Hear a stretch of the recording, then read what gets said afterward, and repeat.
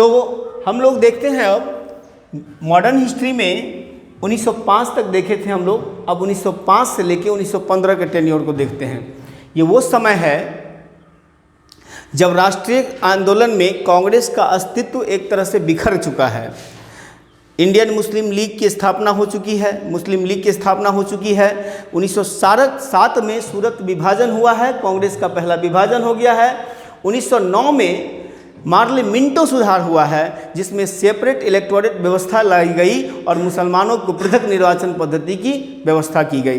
इसी समय में गदर की पार्टी, गदर समाचार और गदर आंदोलन की स्थापना हुई। सैन फ्रांसिस्को में कामागाटामारू प्रकरण हुआ है ना। इसके बाद प्रथम विश्व युद्ध की शुरुआत हुई है और 9 जनवरी 1915 को अफ्रीका से गांधी का भारत आगमन हुआ है। ठीक है, ये यही समय है। इसमें है क्या, समझिए इस चीज़ को।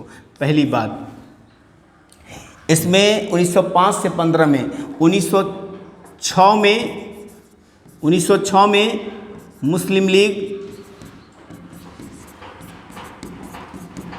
की स्थापना हुई। 1907 में सूरत अधिवेशन और कांग्रेस का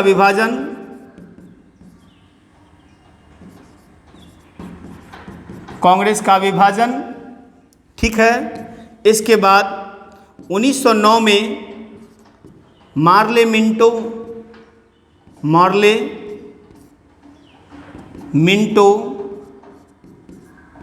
सुधार। मार्ले मिंटो सुधार वह सुधार है जो पहली बार भारत में मुसलमानों के लिए पृथक निर्वाचन पद्धति की शुरुआत की थी। और सांप्रदायिकता का बीज तो पहले ही बोया गया है। ये जो सुधार है, इसके माध्यम से दाना पानी डालने का प्रयास किया गया है। ठीक है, चलिए इसके बाद हम लोग आते हैं अब गदर आंदोलन पढ़ेंगे और इसके साथ साथ इसमें गरम दल का उदय भी पढ़ेंगे। और क्या पढ़ेंगे? गरम दल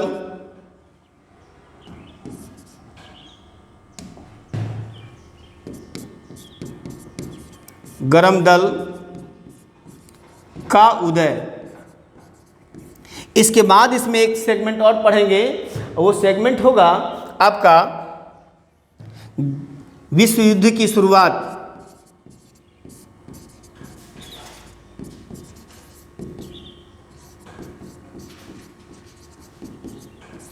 और गांधी का आगमन।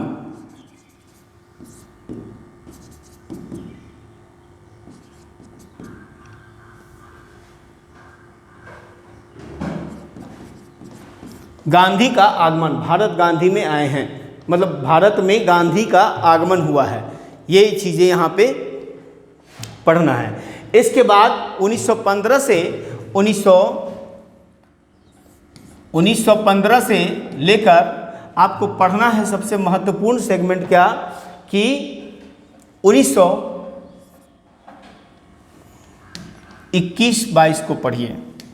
1921-22 ये वो चरण है कि गांधी ने अपनी पहली पूरी तरह से क्या बोलते हैं, फोर्स, अपना पावर आंदोलन में लगाया है ना। ये वही समय है कि पहली बार जब गांधी का पदार्पण होता है भारत में, और वो भारत में अपनी व्यवस्था को आगे बढ़ाने के लिए, है ना, अपना पहला प्रयास करते हैं। वो यही चरण है। वो चरण क्या है, अब देखेंगे हम। 1916 में लखनऊ पैक्ट, समझौता, लखनऊ समझौता। ठीक है। इसके बाद लखनऊ समझौता के बाद होम रूल आंदोलन।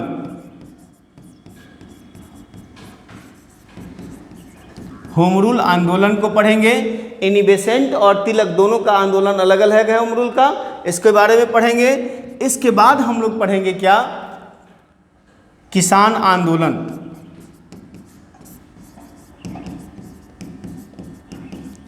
इसमें चंपारण, वारदोली, ETC, अहमदाबाद मिल मजदूर आंदोलन इत्यादि सब के बारे में हम लोग डिटेल से पढ़ेंगे। इसके बाद किसान आंदोलन हो गया। अब देखिएगा रॉलेट एक्ट। रॉलेट एक्ट के बारे में पढ़ेंगे। रॉलेट एक्ट के साथ जुड़ा हुआ है जलियांवाला बाग हत्याकांड,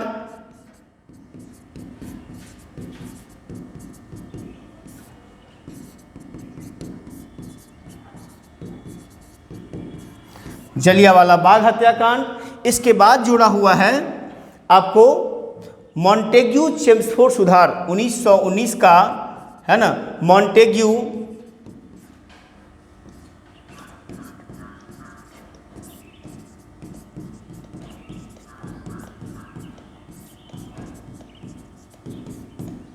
मॉन्टेग्यू चेम्सफोर्ड सुधार, ठीक है। इसके बाद गांधी के आशा पे निराशा का पानी जो अंग्रेजों ने फेरा है, इसका परिणाम असहयोग आंदोलन।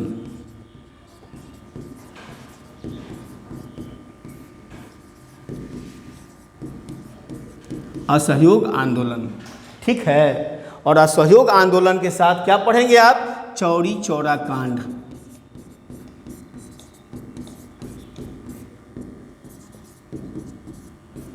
चौरी चौरा कांड, असहयोग आंदोलन की समाप्ति, ठीक है। इसके बाद चलिए आप 1922 से लेकर 1935 तक को देखिए। आप 1922 में चौरी चौरा कांड के बाद जब असहयोग आंदोलन की समाप्ति हुई तो परिणाम क्या हुआ? परिणाम ये हुआ दोस्तों कि कांग्रेस के युवा वर्ग जो है वो गांधी से नाराज़ हो गए।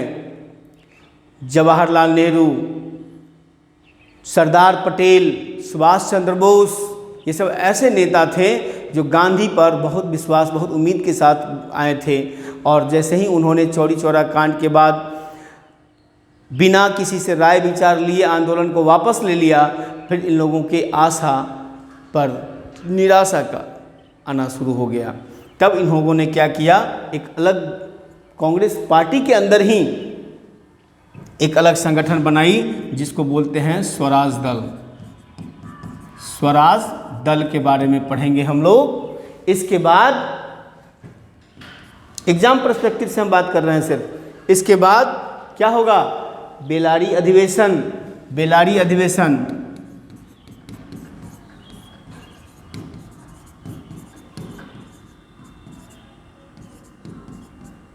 बेलारी अधिवेशन कांग्रेस में एकमात्र अधिवेशन है बेलारी कर्नाटक में, जिसकी अध्यक्षता गांधी ने किया है। अंतिम और पहला वही था, ठीक है। इसके बाद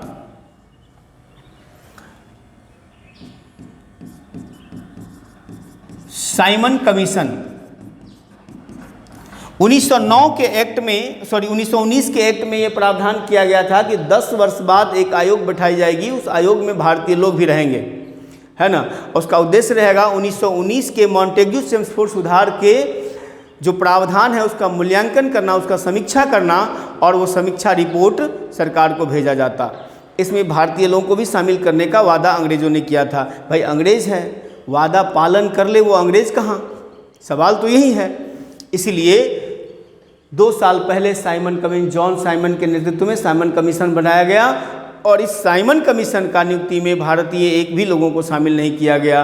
परिणाम स्वरूप भारतीयों ने साइमन गो बैक का नारे लगाया, और भारतीय राजनीति में उसको व्हाइटमैन कमीशन के नाम से जाना जाता है। क्या कहा जाता है? व्हाइटमैन कमीशन, क्योंकि उसमें एक भी भारतीय लोग नहीं थे, सब गोरे लोग थे, इसलिए उसको व्हाइटमैन कमीशन कहा जाता है। गोरे लोगों का संगठन कहा जाता है। बात साफ है। इसके बाद चलिए, इसके बाद सविनय अच्छा, इसी समय में सविनय अवज्ञा, सविनय अवज्ञा आंदोलन के बारे में पढ़ेंगे, है ना। इसी समय में गांधी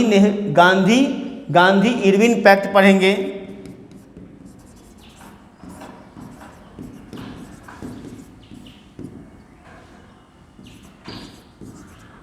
गांधी इरविन पैक्ट पढ़ेंगे। गांधी और लॉर्ड इरविन के बीच में समझौता हुआ है, तभी तो दूसरी गोलमेज सम्मेलन पे गए हैं। ठीक है, एक मिनट, हम यहाँ पे थोड़ा सा मिस्टेक कर रहे हैं, आपको हम सीरीज ही बता रहे हैं तो सीरीजे में चलते हैं, है ना। इससे सविनय अवज्ञा आंदोलन की शुरुआत हो गई है, ठीक है, बिल्कुल सही है। इसके बाद अब यहाँ पे Gandhi Irwin pact, Gandhi Irwin pact के बाद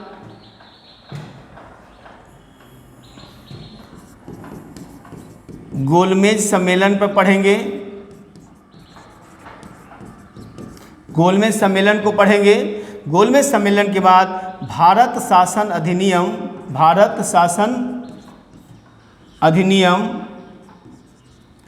शासन एक्ट लिख देते हैं, शॉर्ट में समझ में आ जाएगा। भारत शासन एक्ट 1935 को पढ़ेंगे और 1935 के तहत ही जो चुनाव हुए हैं, चुनाव के बाद सरकार जो गठित है, यह प्रांतीय सरकार प्रांत की, उसको पढ़ लेंगे। ठीक है, इसके बाद हम लोग आगे बढ़ते हैं।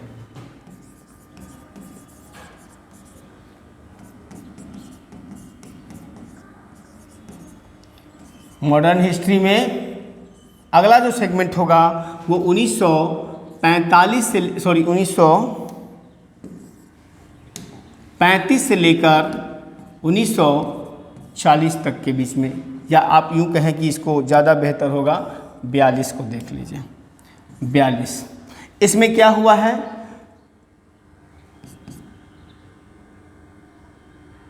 चुनाव हुए, चुनाव में प्रांतीय सरकारों का गठन हुआ। प्रांतीय सरकार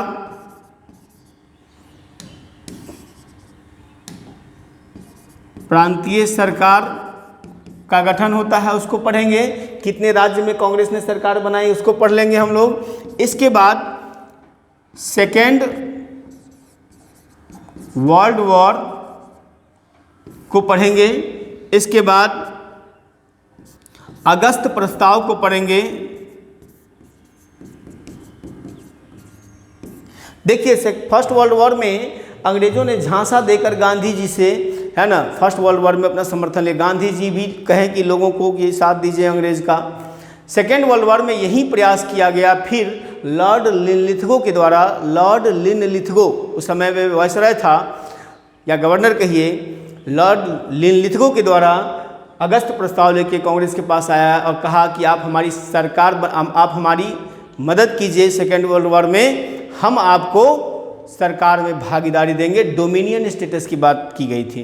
भैया डोमिनियन कहाँ जाएगा, पूर्ण स्वराज की बात चल रही है उस समय में, डोमिनियन क्या करेगा आके। ठीक है, इसके बाद एक चीज़ मैं और आपको बता दूं, थोड़ा सा यहाँ पर मिस्टेक हो गया है। इस जो समय है, इस समय में एक चीज़ और पढ़ना होगा आपको, और उसका नाम है क्या, लाहौर अधिवेशन।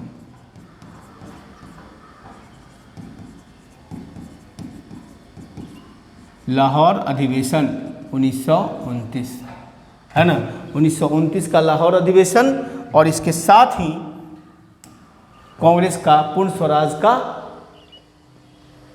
प्रस्ताव पास होना। अब यहाँ पे अगस्त प्रस्ताव आया, नहीं हुआ बात। इसके बाद क्विट इंडिया, भारत छोड़ो आंदोलन, भारत छोड़ो आंदोलन,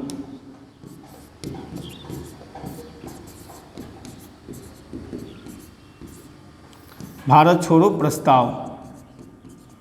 भारत छोड़ो प्रस्ताव में लोहिया, जयप्रकाश नारायण, इस सब का योगदान था, सबके बारे में हम लोग पढ़ेंगे। इसके बाद चलते हैं 1942 से लेकर 1950 तक की बात हम करते हैं यहाँ पर।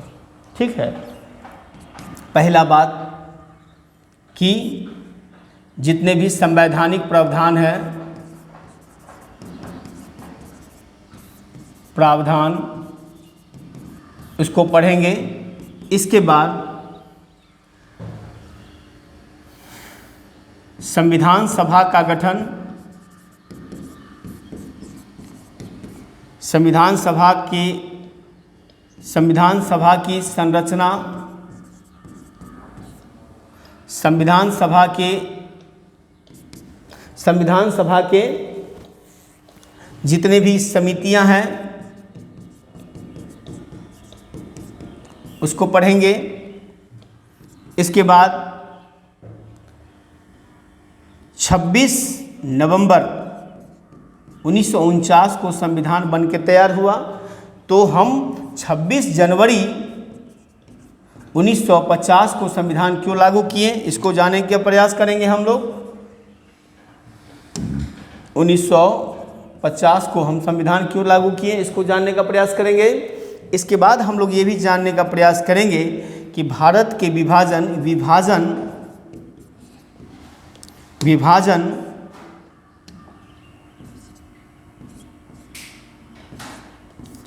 और विभीषिका, इसको जानेंगे हम। दोस्तों, ये मेरा मॉडर्न हिस्ट्री का सिलेबस है। जब भी किसी भी एग्ज़ाम का आप तैयारी करते हो, चाहे सिविल सर्विसेज में यूपीएससी का हो, बीपीएससी का हो, दरोगा का हो, आप प्रीवियस ईयर क्वेश्चन उठाइएगा। जो मैंने टॉपिक बताया है 90% क्वेश्चन, 80 to 90% क्वेश्चन इसी टॉपिक से आता है। आपको सिलेक्शन के लिए 60% चाहिए, 65% चाहिए। आप 10% के पीछे 90% को क्यों हाथ से जाने दे रहे हैं, यह आपको सोचना पड़ेगा। स्ट्रेटजिक तरीका गधे की तरह पढ़ने से नहीं होगा। पढ़ाई हमेशा स्मार्ट होना चाहिए, तब आप कम पढ़ के इफ़ेक्टिव रिजल्ट ला सकते हैं। ठीक है दोस्तों, ये वीडियो मेरा लंबा होगा, मैं मानता हूँ। लंबा होना, पढ़ाना है तो लंबा तो जाएगा ही, लेकिन आपको ध्यान रखना है, मैं जो अभी बताया हूँ इसी से आपको 10-5 को क्वेश्चन बन जाएगा। किसी भी एग्जाम का क्वेश्चन उठा के देख लो, 10 को क्वेश्चन बन जा रहा है कि नहीं बन रहा है। जब इतना छोटा क्लास में 10 को क्वेश्चन बना ले रहे हो तो फिर आगे क्या होगा, आगे क्यों नहीं बना पाओगे, आराम से बन जाएगा। क्या जाता है इसमें, ठीक है। तो इसलिए हम लोग मिलते हैं फिर अगले वीडियो में। हम एंशिएंट और मिडाइवल हिस्ट्री के इम्पोर्टेंट टॉपिक को डील करेंगे, और आशा करते हैं आप लोग ऐसे ही हमारा प्यार बढ़ाते रहिएगा। ज़्यादा से ज़्यादा जो खासकर छात्र छात्राएं हैं जो एग्ज़ाम की तैयारी करते हैं, उसमें हमारे चैनल को आगे बढ़ाने का प्रयास कीजिए। कर भला तो होत भला, और नहीं तो कुछ ना हुआ, समझ ही रहे हो। तो इसीलिए इस पे हम लोग आगे काम करते हैं। ओके, धन्यवाद।